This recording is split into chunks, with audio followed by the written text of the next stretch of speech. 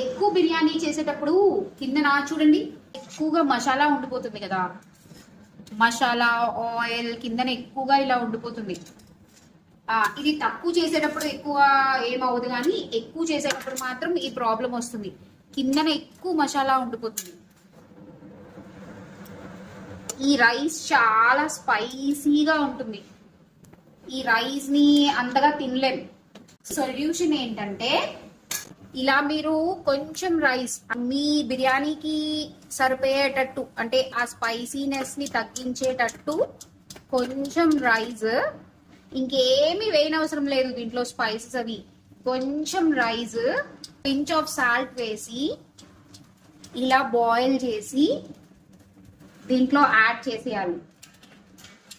Same ఈ rice కూడా full గా కుక్ అవ్వకూడదు, ఓన్లీ 3/4 కుక్ అవ్వాలి. ఫుల్ గా కుక్ అవుతే మళ్ళీ రైస్ ముద్ద అయిపోతుంది. సో ఇలా రైస్ ని యాడ్ చేసేస్తే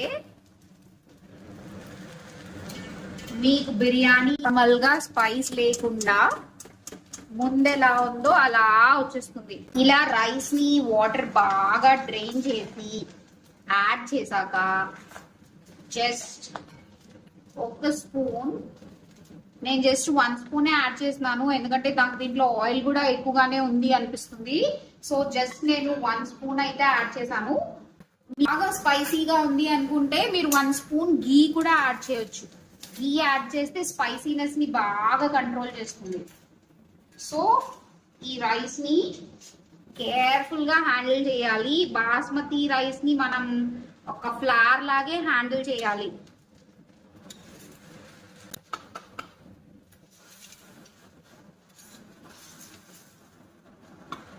ఇలా నీట్ గా కలిపేసుకొని ఒక 10 మినిట్స్ సిమ్ లో మూత పెట్టేసి ఉంచేసుకుంటే మీకు రైస్ నార్మల్ గా వచ్చేస్తుంది, టేస్టీగా ఉంటుంది.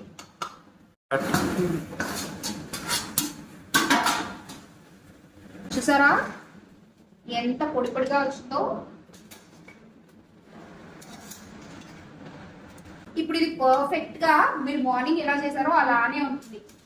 సో స్పైసీనెస్ ఎక్కువైతే ఈ టిప్ మాత్రం మర్చిపోకుండా ఫాలో అవ్వండి. దమ్ బిర్యానీ పర్ఫెక్షన్ బాస్మతి రైస్ ఫ్లఫీగా ఉడకడం బట్టే వస్తుంది. కానీ చాలామందికి దమ్ బిర్యానీలో వచ్చే ప్రాబ్లం బాస్మతి రైస్ ముద్దైపోవడం. సో బాస్మతి రైస్ ఫ్లఫీగా విడివిడిగా పర్ఫెక్ట్గా ఉడకడానికి టిప్స్ కావాలి అంటే తప్పకుండా కామెంట్ సెక్షన్లో కామెంట్ చేయండి. ఆ వీడియో కూడా మీకోసం రిలీజ్ చేస్తాను.